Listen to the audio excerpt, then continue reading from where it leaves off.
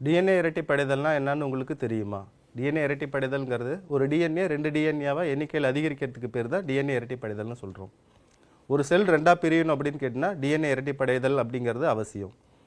அப்போ டிஎன்ஏ இரட்டிப்படைதல் செல்லுக்குள்ளே மட்டும்தான் நடக்குமா அப்படின்னு பார்த்தோம்னா கிடையாது. செல்லுக்கு வெளியேயும் நம்ம டிஎன்ஏவை இரட்டிப்படைய செய்யலாம்.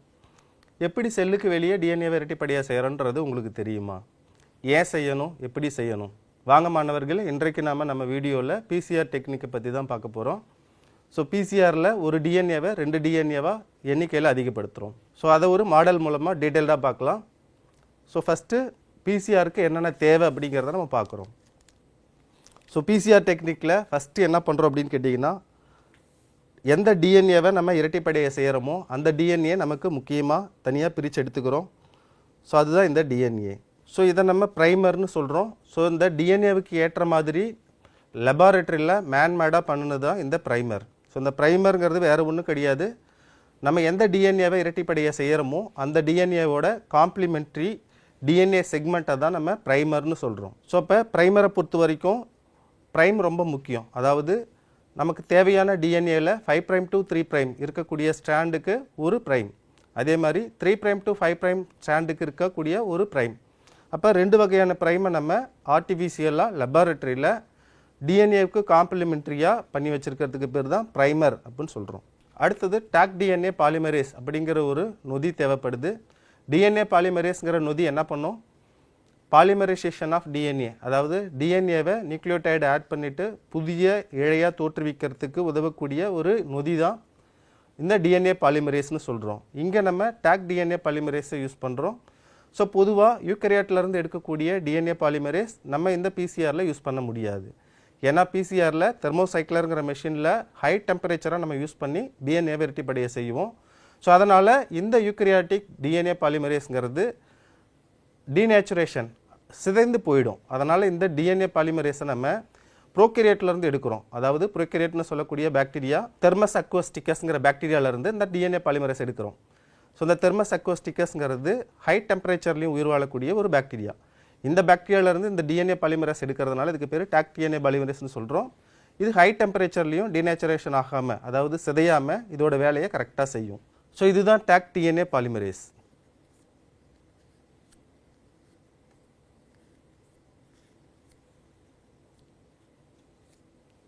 ஸோ அடுத்தது நமக்கு தேவையான நியூக்ளியோடைடு. ஸோ நியூக்ளியோடைடை பொறுத்த வரைக்கும் ஃபஸ்ட்டு அடினைன் நியூக்ளியோடைடு, அடுத்தது தைமின் நியூக்ளியோடைடு, ஸோ அடுத்தது குவானின் நியூக்ளியோடைடு, அடுத்தது சைட்டோசின் நியூக்ளியோடைடு. அடுத்தது நமக்கு பஃபர் கொஞ்சம் தேவைப்படும். ஸோ இதுதான் அந்த பஃபர். நம்ம டெஸ்ட் டியூப்பில் பஃபர் சொல்யூஷனை சேர்த்து வச்சுருக்கோம். ஸோ அமிலக்கார சமநிலையை சமநிலைப்படுத்துவதற்கோசரம் இந்த பஃபரை சேர்க்குறோம். இந்த பஃபரில் Mg2+ அயன் இருக்குது. இந்த Mg2+ iron talk DNA polymerase கரெக்டாக ப்ரைமரில் ஒட்டுவதற்கும் பாலிமரைசேஷன் ப்ராசஸ் நடப்பதற்கும் இது யூஸ் ஆகுது. இது பிசிஆர் டியூப். ஸோ இந்த பிசிஆர் டியூப்குள்ளே தான் நம்ம பஃபர், தேவையான DNA, primer, Taq DNA polymerase, nucleotide எல்லாத்தையும் சேர்ப்போம். சேர்த்த பிறகு நம்ம என்ன பண்ணுவோம்? இந்த பிசிஆர் டியூபை தெர்மல் சைக்ளர் அப்படிங்கிற ஒரு மெஷினில் வைப்போம். இந்த தெர்மல் சைக்ளரில் டெம்பரேச்சர் எவ்வளவு வேணும், அதாவது நம்ம எடுத்துக்கொள்ளக்கூடிய டிஎன்ஏவை பொறுத்து டெம்பரேச்சரையும் டைமையும் நம்ம கால்குலேட் பண்ணி நம்ம அதில் செட் பண்ணி வச்சுருப்போம். ஸோ இந்த தெர்மல் சைக்ளருங்கிறது பார்த்திங்கன்னா ஒரு ஆட்டோமேட்டிக் மிஷின். நம்ம செட் பண்ணுறதுக்கு ஏற்ற மாதிரி அது என்ன பண்ணும்? டெம்பரேச்சரை அதிகப்படுத்தி குறைச்சி எவ்வளவு நேரம் நீடிக்கணுங்கிறதையும் அது செய்யும். ஸோ அதனால தான் அதுக்கு பேரே தெர்மல் சைக்ளர் அப்படின்னு நம்ம சொல்கிறோம். தெர்மல் சைக்ளருக்கு தமிழில் வெப்ப சுழற்பான் அப்படின்னு பேர். இந்த தெர்மல் சைக்ளருக்குள்ளே நடக்கக்கூடிய ப்ராசஸ்க்கு பேர் தெர்மல் சைக்கிளிங்னு சொல்கிறோம். இந்த பிசிஆர் டெஸ்ட் டியூப்குள்ளே நடக்கக்கூடிய ரியாக்ஷனுக்கு பேர் பிசிஆர் ரியாக்ஷன், பாலிமரேஸ் சங்கிலி வினைன்னு சொல்கிறோம். ஸோ இந்த பிசிஆர் டியூப்பில் இப்போ நம்ம என்னென்ன போட்டிருக்கிறோம் அப்படின்னு பார்த்தீங்கன்னா, ஃபஸ்ட்டு பஃபர் சேர்த்துருக்குறோம். ஸோ அடுத்தது தேவையான டிஎன்ஏ, அதாவது எந்த டிஎன்ஏவை நம்ம ஆம்பிளிஃபை பண்ணுறோமோ அந்த டிஎன்ஏவுக்கு கரஸ்பாண்டனான ப்ரைமர். ஸோ 2 இழைக்கும் 2 வகையான ப்ரைமரை நம்ம சேர்த்துருக்குறோம். ஸோ அடுத்தது டாக் டிஎன்ஏ பாலிமரேஸ், அதை இந்த பிசிஆர் டியூப்பில் வச்சுருக்குறோம். ஸோ அடுத்தது தேவையான அளவுக்கு நம்ம நியூக்ளியோடைடையும் இந்த பிசிஆர் டியூப்பில் வச்சுருக்குறோம். ஸோ இந்த பிசிஆர் டியூப்பை தான் நம்ம தெர்மல் சைக்ளருக்குள்ளே வச்சு ஆம்பிளிஃபை பண்ண போகிறோம். ஸோ ஆம்பிளிஃபிகேஷன் ப்ராசஸ், அதாவது பாலிமரேஸ் செயின் ரியாக்ஷனில் என்ன மாதிரி வினை நடக்குது அப்படிங்கிறத ஒரு சின்ன டெமோ மூலமாக இப்போ பார்க்கலாம். ஸோ பாலிமரேஸ் செயின் ரியாக்ஷனில் ஒரு சைக்கிளில் 3 ஃபேஸ் இருக்குது. இதில் ஃபஸ்ட்டு ஃபேஸ் வந்து டீநேச்சுரேஷன் அப்படின்னு சொல்கிறோம். இந்த டீநேச்சுரேஷன் ப்ராசஸில் 2 இழைகளும், அதாவது ஒரு டிஎன்ஏல இருக்கக்கூடிய 2 இழைகளும் தனித்தனியாக பிரியுது. சரி, எப்போ பிரியும் அப்படின்னு கேட்டிங்கன்னா டெம்பரேச்சர், ஹை டெம்பரேச்சரில் பிரியும். ஸோ ஹை டெம்பரேச்சர்னால் ஒரு 95 டிகிரி செல்சியஸ்க்கு இந்த டிஎன்ஏ 2 இழைகளும் தனித்தனியாக பிரியும். ஸோ 95 டிகிரி செல்சியஸ்ங்கிறது ஃபிக்ஸ்டா அப்படின்னு கேட்டால் கிடையாது. ஸோ எடுத்துக்கொள்ளக்கூடிய டிஎன்ஏவோட லென்த்தை பொறுத்து இந்த டெம்பரேச்சர் அண்டு டைம் வந்து மாறும். அப்போ தெர்மல் சைக்கிளருக்குள்ள பிசிஆர் டியூப் வச்சு நம்ம சுவிட்ச் ஆன் பண்ணதுக்கு பிறகு நார்மல் ரூம் டெம்பரேச்சரில் இருந்து கொஞ்சம் கொஞ்சமாக என்ன ஆகும் அப்படின்னு கேட்டிங்கன்னா டெம்பரேச்சர் அதிகமாகும். அப்படி அதிகமாகிட்டே போய் 95 டிகிரி செல்சியஸில் 3 to 5 மினிட்ஸ் என்ன பண்ணுன்னா 95 டிகிரி செல்சியஸ்லேயே இருக்கும். அப்படி இருக்கிறப்ப இந்த டிஎன்ஏ, அதாவது 2 இழைகள் கொண்ட ஒரு டிஎன்ஏ என்ன ஆகும் அப்படின்னு கேட்டிங்கன்னா தனித்தனியாக பிரியும். இப்படி தனித்தனியாக பிரியக்கூடிய இந்த நிகழ்வுக்கு தான் பேர் டீநேச்சுரேஷன் அப்படின்னு சொல்கிறோம். ஸோ டீநேச்சுரேஷன் ப்ராசஸ் 95 டிகிரி செல்சியஸில் முடிஞ்சதுக்கு பிறகு டெம்பரேச்சர் படிப்படியாக குறைஞ்சிக்கிட்டே வரும். ஸோ 95, 94, 93 அந்த மாதிரி ரெடியூஸ் ஆகிட்டே வந்து ஒரு 55 டிகிரி செல்சியஸில் 3 to 5 மினிட்ஸ் வெயிட் பண்ணும். ஸோ அப்படி 3 to 5 மினிட்ஸ் வெயிட் பண்ணுறப்ப இந்த இழைக்கான ப்ரைமர் வந்து ஆட் ஆகும். அதாவது டிஎன்ஏவோட 2 ஸ்ட்ராண்ட் இருக்குது, 2 ஸ்ட்ராண்டுக்கும் கரஸ்பாண்டனான ப்ரைமர் இருக்குது. ஸோ அந்த ப்ரைமர் என்ன ஆகும் அப்படின்னு கேட்டிங்கன்னா இந்த 55 டிகிரி செல்சியஸில் வந்து ஆட் ஆகும்.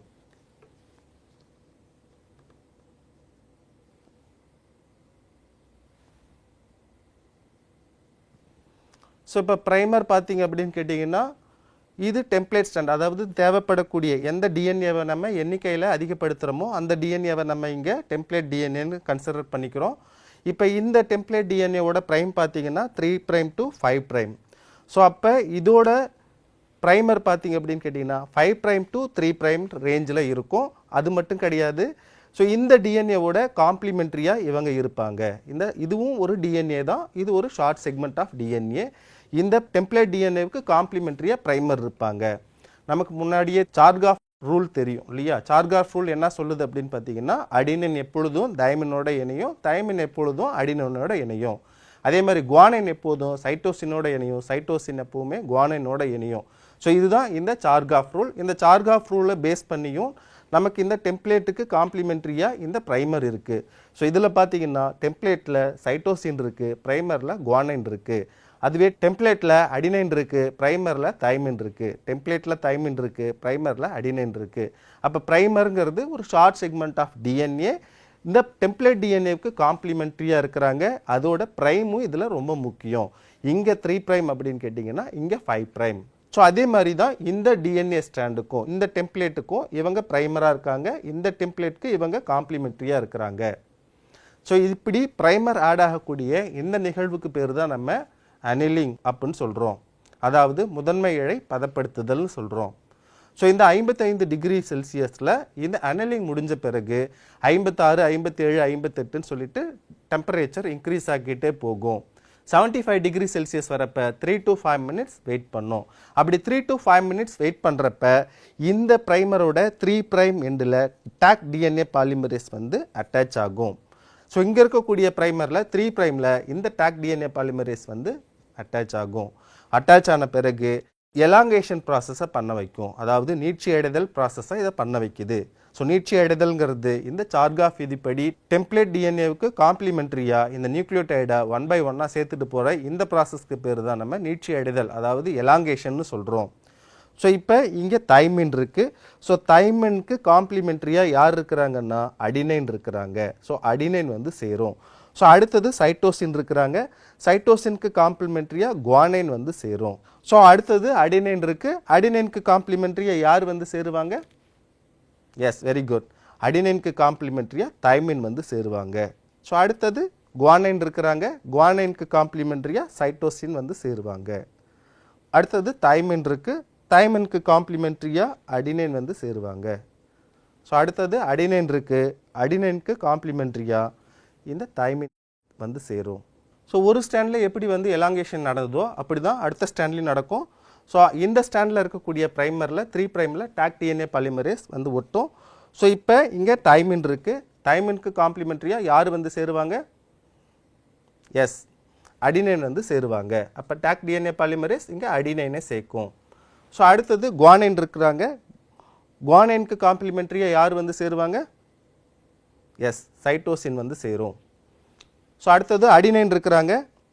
அடினைனுக்கு காம்ப்ளிமெண்ட்ரியாக எஸ் தைமின் வந்து சேரும். அகைன் அடினைன் இருக்கிறாங்க. அடினைனுக்கு காம்ப்ளிமெண்ட்ரியாக எஸ் தைமின் வந்து சேரும். ஸோ அடுத்தது தைமின் இருக்கிறாங்க. ஸோ தைமினுக்கு காம்ப்ளிமெண்ட்ரியாக எஸ் அடினைன் வந்து சேரும். அடுத்தது குவானைன் இருக்கிறாங்க. குவானைனுக்கு காம்ப்ளிமெண்ட்ரியாக எஸ் சைட்டோசின் வந்து சேரும். ஸோ இப்போ பாருங்கள், ஒரு டிஎன்ஏ 2 டிஎன்ஏவாக மாறி இருக்கு. அப்போ ஒரு சைக்கிள், அதாவது ஒரு சைக்கிளில் 3 ஃபேஸ் இருக்குது.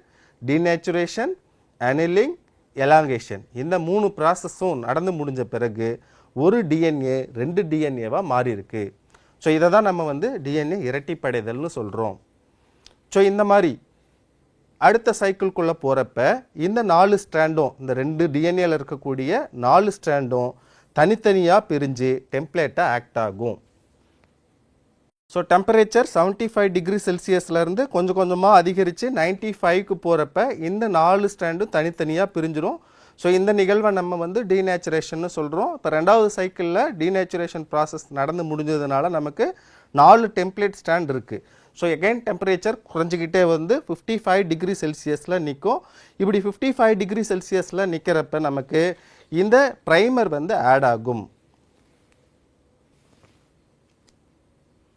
ஸோ இப்போ 55 டிகிரி செல்சியஸில் 4 ஸ்டாண்டுக்கும் கரஸ்பாண்டனான ப்ரைமர் வந்து ஆட் ஆகிடுச்சு. எகைன் இப்போ என்ன ஆகும், 55லேருந்து 56, 57 சொல்லிட்டு டெம்பரேச்சர் இன்க்ரீஸ் ஆகிட்டே போய் 75 டிகிரி செல்சியஸில் ஸோ 3 to 5 மினிட்ஸ் வெயிட் பண்ணோம். ஸோ அந்த டைமில் இந்த டாக் டிஎன்ஏ பாலிமரேஸ் இருக்கக்கூடிய ப்ரைமரோட 3 பிரைம் எண்டில் வந்து ஆட் ஆகும். ஸோ ஆட் ஆகிட்டு என்ன பண்ணும், எலாங்கேஷனை பண்ண வைக்கும். ஸோ எலாங்கேஷன் எதை பேஸ் பண்ணி இருக்கும், டெம்ப்ளேட்டில் இருக்கக்கூடிய நைட்ரோஜனை பேஸ் பண்ணி சார்காஃப் ரூலை ஃபாலோ பண்ணி எலாங்கேஷன் ப்ராசஸ் நடக்கும். ஸோ இப்போ நீங்களே சொல்லுவீங்களா? ஸோ ஃபஸ்ட்டு தைமின் இருக்குது, தைமின்க்கு அடினைன். ஸோ அடுத்தது சைட்டோசின் இருக்குது, சைட்டோசின்க்கு குவானைன். அடுத்தது அடினைன், அடினைனுக்கு காம்ப்ளிமெண்ட்ரி தைமின். அடுத்து குவானைன் இருக்குது, குவானைனுக்கு சைட்டோசின். அடுத்தது தைமின் இருக்குது, தைமின்க்கு அடினைன். அடுத்து அடினைன் இருக்குது, அடினைனுக்கு தைமின். ஸோ அதே மாதிரி இந்த இழையை பொறுத்த வரைக்கும் ஸோ இங்கே தைமின் இருக்குது, தைமின்னா அடினைன் வரும். அடுத்தது குவானைன் இருக்குது, குவானைனுக்கு சைட்டோசின். அடுத்தது அடினைன், அடினைனுக்கு தைமின். ஸோ அடுத்தது அடினைன், அடினைனுக்கு தைமின். ஸோ அடுத்தது தைமின் இருக்குது, தைமின்க்கு அடினைன். அடுத்து குவானைன் இருக்குது, குவானைனுக்கு சைட்டோசின். ஸோ இப்போ இந்த ஸ்டாண்டில் எப்படி நடக்கும், இப்படி நடக்கும் எலாங்கேஷன். ஸோ 3 பிரைமில் தான் நியூக்ளியோடைட் ஆட் பண்ண வைக்கும் இந்த டாக் டிஎன்ஏ பாலிமரேஸ். ஸோ இப்போ இங்கே தைமின் இருக்குது, தைமின்னா அடினைன். ஸோ இங்கே சைட்டோசின் இருக்குது, சைட்டோசின்னா குவானைன். அகைன் இங்கே அடினைன் இருக்குது, தைமின். ஸோ அடுத்தது குவானைன் இருக்குது, குவானைன்னா சைட்டோசின். ஸோ அடுத்தது தைமின் இருக்குது, தைமின்னா அடினைன். அடுத்து அடினைன் இருக்குது, அடினைனுக்கு காம்ப்ளிமெண்ட்ரி தைமின். ஸோ இந்த ஸ்டாண்டு எலாங்கேஷன் முடிஞ்சிருச்சு. ஸோ இந்த ஸ்டாண்டு பார்க்குறோம்.